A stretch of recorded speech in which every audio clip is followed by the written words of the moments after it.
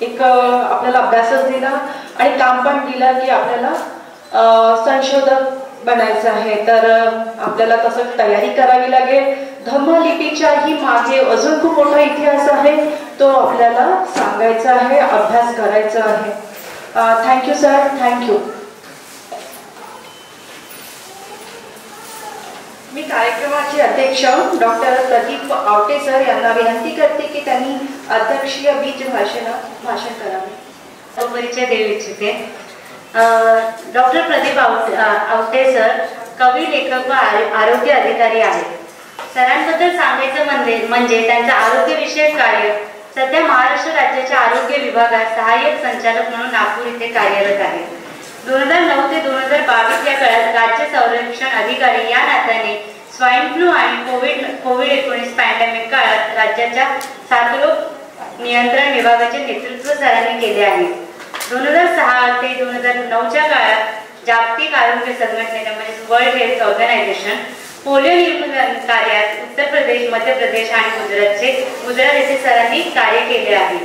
1993 ते 2005 या काळात प्राथमिक आरोग्य केंद्र, कोर्टी आणि उपजिल्हा रुग्णालय करमाळा येथे वैद्यकीय सेवा सरांनी दिलेल्या आहेत. अशा अनेक प्रकारचे कार्य सरांनी केलेले आहेत. सरांचं साहित्यविषयी कामगिरी सांगायची असल्यास कविता संग्रहामध्ये सरांचे माझ्या आभाळाची गोष्ट, धम्मधारा या अनाम शहरात या कविता संग्रह प्रसिद्ध आहेत. आणि बालकुमार साहित्य यामध्ये सरांचे जग्गूभैया जिंदाबाद, जादू की झप्पी, आणखी एक स्वल्पविराम, नवा भूगोलगडो आणि सेंट पर्सेंट आजचे न्यायालय हे बालकुमार साहित्य सरांचे प्रसिद्ध आहेत. अशाच प्रकारे सरांनी ज्या प्रकारे मी तुम्हाला सांगितले की आरोग्य क्षेत्रामध्ये सरांचं कार्य आहे, साहित्य क्षेत्रातही त्यांचे कार्य आहे आणि आपल्या या फाउंडेशनला सरांचे अध्यक्ष स्थान प्राप्त झालेले आणि त्यांचे अध्यक्ष बीज भाषण आपण ऐकून घेणार. तुम्ही सरांना विनंती करते आहे की त्यांनी आपले अध्यक्ष बीज भाषण देऊन उपस्थितांना मार्गदर्शन करावे. Thank you so much. मित्र हो, सर्वांना सप्रेम जय भीम. मगाशी अतुल भोसेकर सर बोलत असताना ज्या शांतपणे हे संपूर्ण सभागृह ते ऐकत होतं सर, म्हणजे तो अक्षरशः पाहत राहावा असा एक क्षण होता की कोणीतरी एक तज्ञ माणूस की ज्यानं आपलं अवघं आयुष्य धम्मलिपी आणि एकूण बौद्ध तत्वज्ञान, त्याचा इतिहास याच्याकरता वाहिलेला आहे, त्याचा शब्द न शब्द टिकून घेण्याकरता तुम्ही लोक इतके आसुसलेले होतात की त्यातून सुनील की आपण आपल्या या दानपारमित्याच्या एकूणच परिवारामध्ये काय पद्धतीची मंडळी आहेत, त्यांची एकूण स्वभाव गुणधर्म काय पद्धतीचा आहे आणि ते एकूण या सगळ्या गोष्टी अभ्यास करण्याकरता किती आसुसलेले आहेत हे कळावं असा तो एकूण सगळा क्षण होता. कारण की आजकाल कोणत्याही व्याख्यानाला, कोणत्याही भाषणाला इतका शांत आणि ज्याला आपण म्हणतो की रिसेप्टिव्ह श्रोतावर्ग भेटणं ही फार अवघड गोष्ट आहे. पण त्यातून दिसतं असं की तुम्ही या सगळ्या गोष्टींशी किती आतून बांधले गेलेले आहात, या सगळ्या गोष्टी तुमच्या जगण्याचा किती अविभाज्य भाग आहे आणि तुमच्याकडे ते किती मायने राखलेले या सगळ्या गोष्टी त्यातून कळत होत्या. म्हणजे मला खरोखरच वाईट याचं वाटतंय की मोतीलाल सर तिथून भोपाळवरून आले आणि I miss your lecture actually.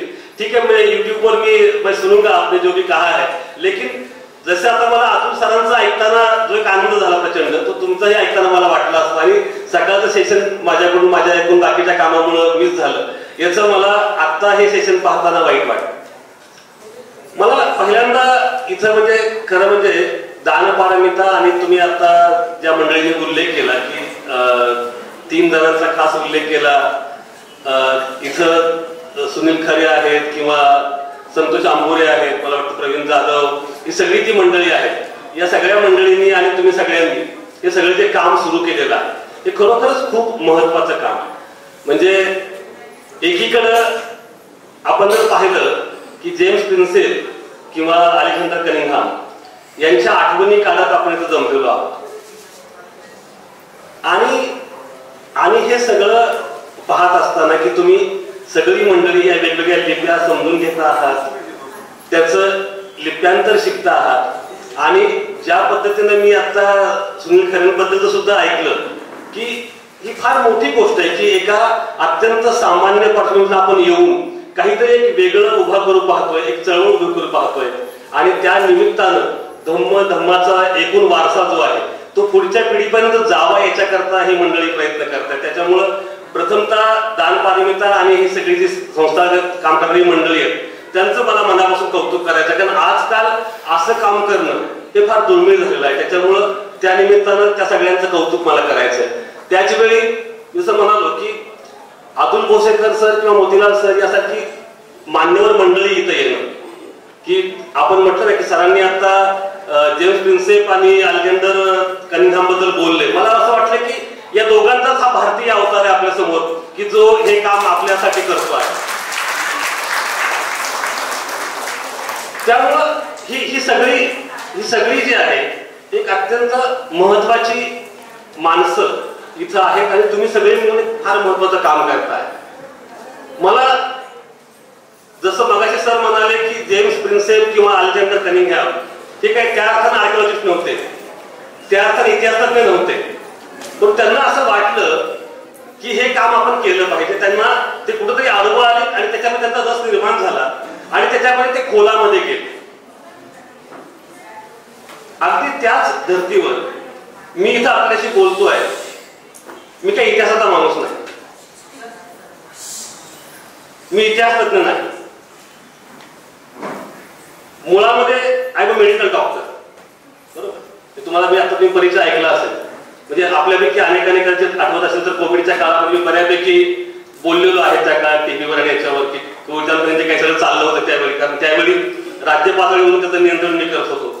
त्याच्यामुळे मी मूळतः मेडिकल डॉक्टर आहे, पण त्यासोबतच साहित्य आणि एकूणच कला विषयी मला आवड आहे. त्यातून धम्मदारासारखं मी पुस्तकही लिहिलंय की जे धम्मपद आणि एकूणच त्रिपिटकामधलं जे सगळे संदेश आहेत गौतम बुद्धाचे ते मराठीमध्ये कसे आणता येतील आणि म्हणून ते श्लोकबद्ध पद्धतीनं त्याच्या रचना जवळपास 550च्या आसपास मी केलेल्या आहेत आणि त्या निमित्तानं एकूणच या सगळ्या तत्वज्ञानाशी आणि सगळ्याशी खूप जवळीक निर्माण झालेली आहे.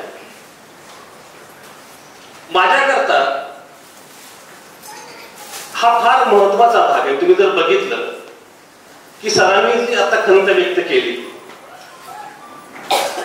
भारतीय माणसाचे विवक्षित वैशिष्ट्य आहे, डिस्टिंग्विशिंग फीचर आहे. We are very poor in documentation, म्हणजे we never want to document anything. म्हणजे खरोखरच ही मंडळी म्हणजे ज्यांची आपण नावं घेतोय ती जर या देशात आली नसती तर या देशाचा खरा इतिहास आपल्यासमोर आला असता की नसता असं वाटावं अशी परिस्थिती आहे. आणि सरांनी जी खंत व्यक्त केली की आता इथून पुढे तो ते काम आपल्याला करायचं आहे. मला असं वाटतं की हे काम आम्ही करू असं म्हणणं हे मी माझ्यापासून सांगतो की तुमच्या पद्धतीनं बोलतो अशातला भाग नाही, सोपं नाही असं म्हणणं. आपण सगळेच नाणेतज्ञ आहोत, म्हणजे आपल्याला नाणी गोळा करायला आवडते. खरं म्हणजे आपण नोटा तज्ञ आहोत, नोटा तज्ञ. कळलं की नाही? त्यामुळे किती नोटा गोळा करायच्या टेबलावरून किंवा टेबला खालून याच्यामध्ये आपण अत्यंत वाकबगार आहोत. इथं हा मनुष्य ज्याचं नाव अलेक्झांडर कनिंघहॅम आहे तो 1860च्या दशकामध्ये स्वतःच्या खिशामध्ये 527 रुपये खर्च करतो. त्या 527 रुपयाची किंमत आज काय असेल तुम्ही कल्पना करा. हे 1850-60च्या दशकामध्ये 527 रुपये आहे.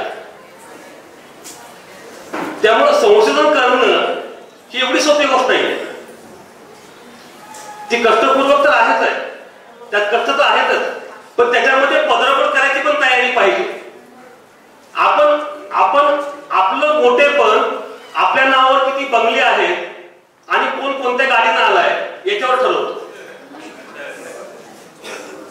त्याच्यामुळं प्रश्न असा आहे की आपण हे करणार आहोत का, ही पदरापड करायची आपली तयारी आहे का, त्याचा पुढचा मुद्दा आहे.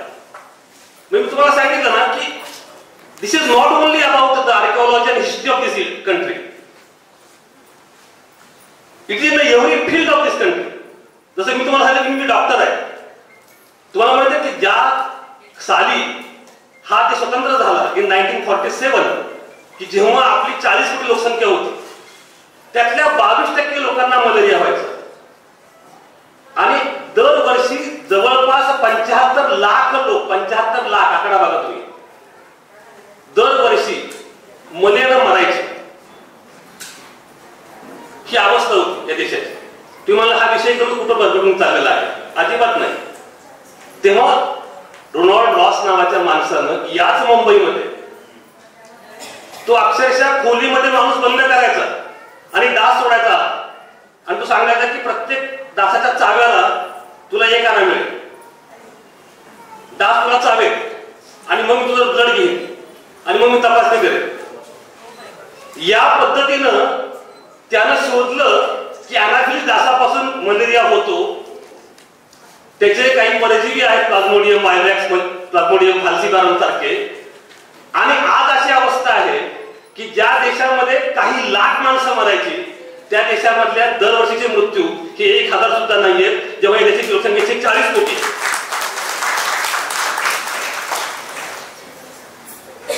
हे रोनाल्ड रॉसनं का केलं?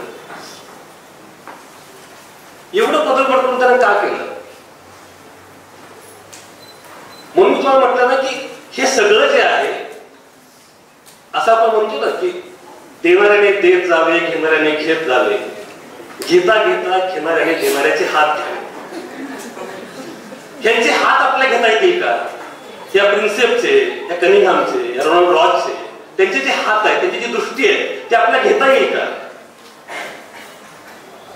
म्हणजे तुम्ही ज्या प्रिन्सेपची जयंती आपण साजरी करतोय त्याचं आयुष्य किती होत असत? 40 वर्षाचा काम होऊ शकतो. आणि 40 वर्षामध्ये त्यानं एवढं मोठं काम करून ठेवलं की आपण आज त्याचं आपण पुन्हा पुन्हा काढतोय. त्यामुळे विचार आपल्याला करायची गरज आहे की हे कशा पद्धतीने आपल्याला करता येईल. हा त्यातला एक मुद्दा आहे. दुसरा मुद्दा असा आहे की सर मगाशी सांगत होते, मी तुम्हाला म्हटलं ना की मी नेहमी जो इतिहास आहे त्याचा अभ्यास कशा करता करायचा, तर इतिहासाला वर्तमानाशी जोडता आलं पाहिजे. इतिहासाला समकाळाशी जोडता येते का तुम्हाला? हा सगळ्यात महत्वाचा मुद्दा आहे. सर मगाशी म्हणाले की तुम्हाला त्याची लिपी कळते पण तुम्हाला पाली कळत नाही, पण तुम्हाला पाली व्याकरण कळत नाही आणि त्याच्यावर तुम्हाला ते वाचता येतं पण त्याचा अर्थ लागत नाही किंवा तो अर्थ तुम्ही चुकीचा लावता. आणि त्याच्यामुळं तुमची जी एकूण प्रगती आहे ती अर्धवट आहे. मी त्याला फक्त थोडं अजून जोडू इच्छितो. लिप्यांतर हे खरोखरच तुम्हाला ज्यांनी सायकल शिकताना बघितलेलं आहे की आपण सुरुवातीला हाफ पेडल मारतो, आपल्याला येत नसतं, असंच पूर्ण पेडल मारता येत नाही. लिप्यांतर हे फक्त सायकलचं हॅफ पेडलिंग आहे की तुम्ही फक्त सायकल अशी अशी करता येत, तुम्हाला अजून पूर्ण पेडल गोल फिरवता येत नाही, सर्कल गोल फिरवता येत नाही. And Wien the circle will get completed, हे वर्तुळ कधी पूर्ण होईल? म्हणजे एका जुन्या प्राचीन लिपीचं आजच्या भाषेमध्ये कळल्याच्या भाषेत रूपांतर करणं हा एक भाग झाला. त्याच्यापेक्षा पुढची अवघड गोष्ट आहे की how to translate that into reality. तुमच्या वास्तवामध्ये त्याचं भाषांतर कसं करायचं? तुमच्या वास्तवात, तुमच्या जगण्यामध्ये, तुमच्या रोजच्या व्यवहारामध्ये, तुमच्या राजकीय आणि सामाजिक जगण्यामध्ये त्या धम्मलिपीमध्ये वाचलेल्या एका शिलालेखाचा अनुवाद कसा करायचा हा सगळ्यात मोठा प्रश्न आहे. अदरवाईज अन्यथा ते पाली भाषेमध्ये असलं काय, खारोष्टीमध्ये असलं काय, अजून कुठल्या भाषेत असलं काय, ब्राह्मी लिपीत असलं काय, काही फरक पडत नाही. जोपर्यंत अक्षरं फक्त कागदावर उरतात ना तोपर्यंत ती निरर्थक आहेत. ती तुमच्या माझ्या जगण्यात उतरली पाहिजे. त्याच्याकरता काय करायचं? तेव्हा ते सायकल पूर्ण होणार आहे. त्याच्यामुळं तुम्हाला आज लिप्यांतर करता आलं, पालीचं व्याकरणही कळालं, तरी सुद्धा महत्वाची गोष्ट आहे की ते जगण्यामध्ये उतरणं. आणि म्हणून आपली संत मंडळी म्हणतात की एकतरी ओवी अनुभवावी, वाचावी म्हणत नाही, बुद्ध इथेच म्हणतो अनुभवावी. ती ओळ जगण्याची अनुभवाची गरज असते. आपण ते करतो आहोत का, हा त्याचा सगळ्यात मोठा प्रश्न आहे. आणि म्हणून इतिहास शिकणं गरजेचंच आहे. तो आपल्याला शिकलाच पाहिजे. तो इतक्या बारकाईने शिकला पाहिजे आपल्यासाठी सांगितल्या पद्धतीने. परंतु त्याच वेळी असा इतिहास शिकताना तुमच्या आणि माझ्या मनामध्ये एक स्वच्छता पाहिजे, एक स्फटिक स्वच्छता पाहिजे. काय की इतिहासाचे अवजड ओझे डोईवर घेऊन ना नाचा, इतिहासाचे अवजड ओझे डोईवर घेऊन ना नाचा, पदस्थल करून त्याचे वरती चढून भविष्य वाचा. इतिहास त्याच्यावर उभा राहून तुम्हाला भविष्य वाचता आलं पाहिजे, हा त्याचा मोठा उद्देश आहे. आणि जर वाचता आलं असतं तर ज्या काळातून आज आपण चाललो आहोत तो काळ आपल्या पुढे आला नसता. बरोबर? ज्या काळातून आपण चाललेलो आहोत तो काळ आला नसता. परंतु ज्या तो आलाय त्याचा अर्थ आपण फक्त त्याचा अवलंबन केलं, त्याच्यावर उभा राहून आपल्याला भविष्य वाचता नाही आलं, असा आजचा काळ आपल्याला ओरडून ओरडून सांगतोय की बाबा रे, तुम्ही फक्त इतिहास शिकता आहात, परंतु तुम्ही इतिहासापासून घेतलेले धडे प्रत्यक्ष जगण्यामध्ये गिरवत नाही आहात. तो सगळ्यात महत्वाचा भाग आहे.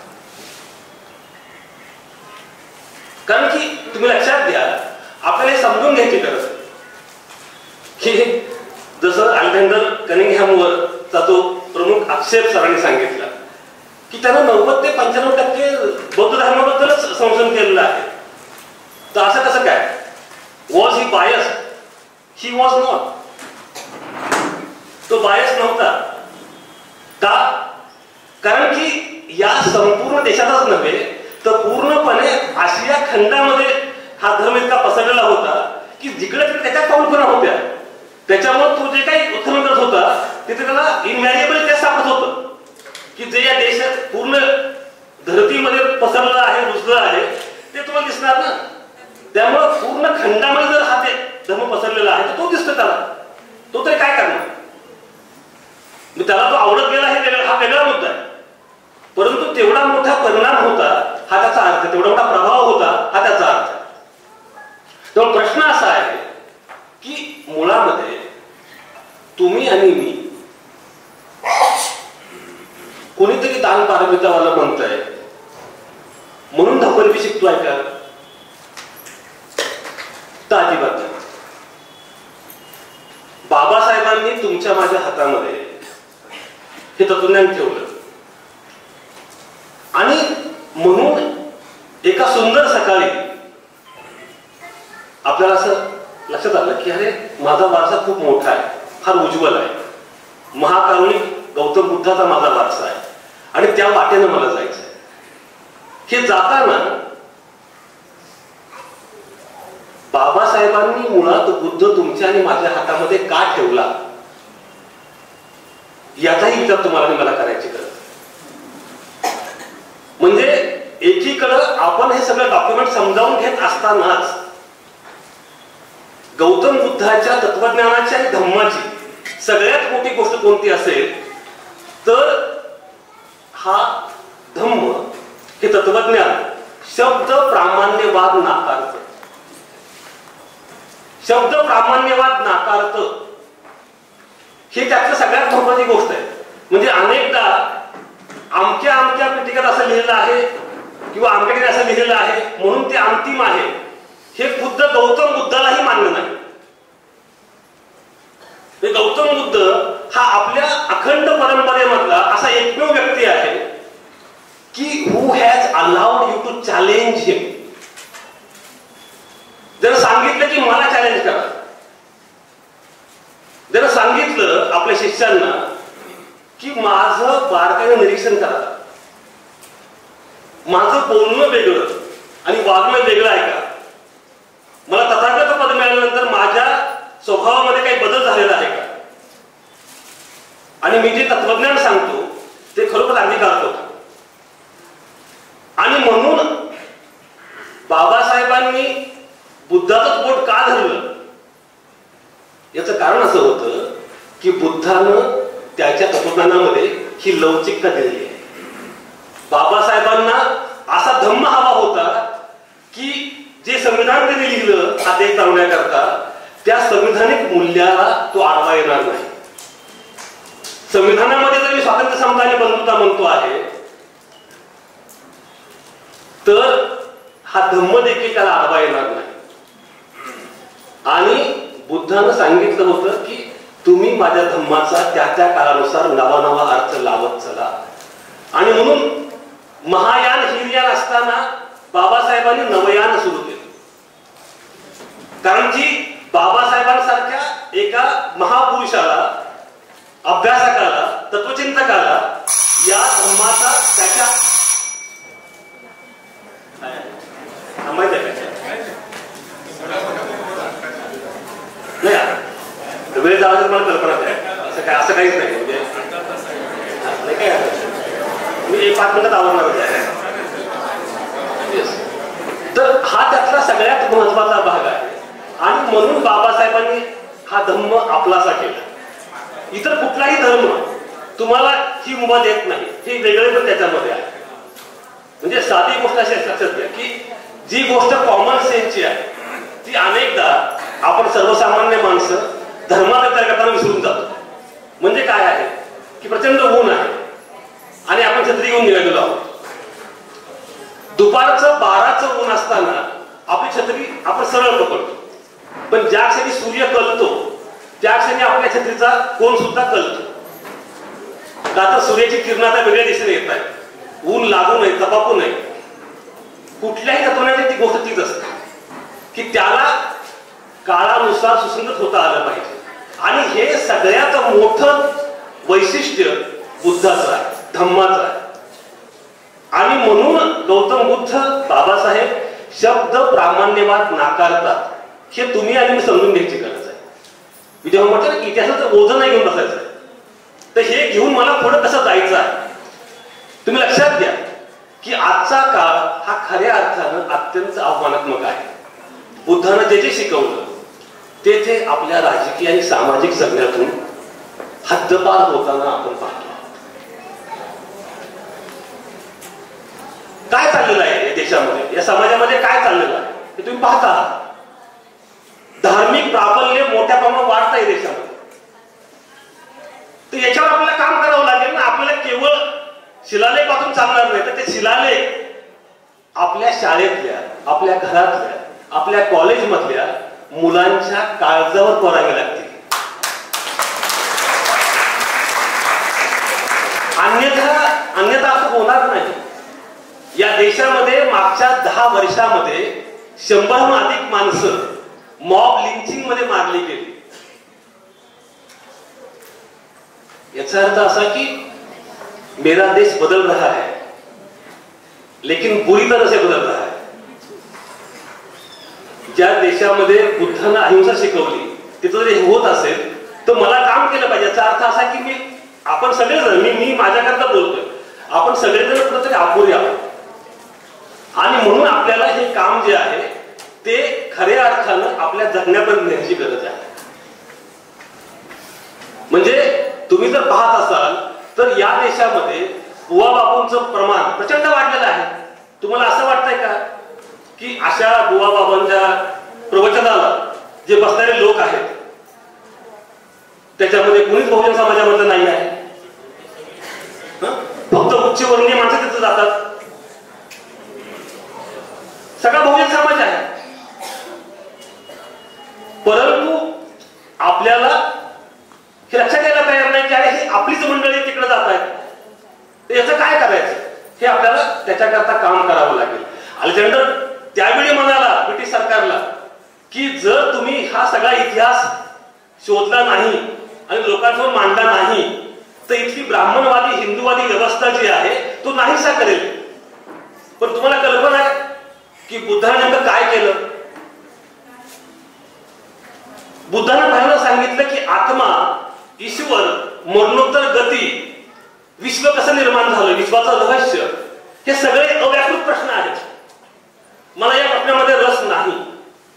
पण तो म्हणाला की मैत्री, प्रज्ञा, करुणा, विश्वबंधुत्व हे अशा गोष्टी आहेत की ज्या कुठल्याही क्षणी या जगण्यातलं दुःख कमी करू शकतात.